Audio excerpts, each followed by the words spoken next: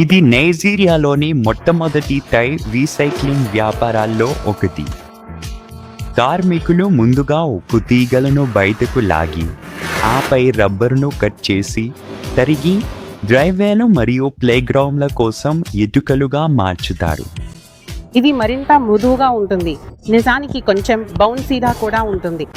ఇఫెడోనాపో రున్సేవే 2015లో free రీసైకిల్ను ప్రారంభించారు. ఇప్పుడు ఆమె కంపెనీ రోజుకు వందలాది టైర్లను రీసైకిల్ చేస్తోంది. మా వద్ద సైట్లో 4 లక్షలకు పైగా టైర్లు నిల్వ ఉన్నాయి. కానీ ఇది సమస్యలో భాగమే.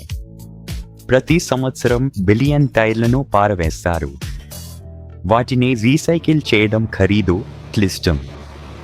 అందుకే చాలా దేశాల్లో ల్యాండ్ఫిల్లులో పేరుకుపోతుంటాయి. నైజీరియాలో మలేరియా వ్యాప్తికి సహాయపడతాయి. మా వద్ద నిల్వ నీరు ఉంటుంది, అది దోమలకు పెరుగుదల స్థలంగా మారుతుంది.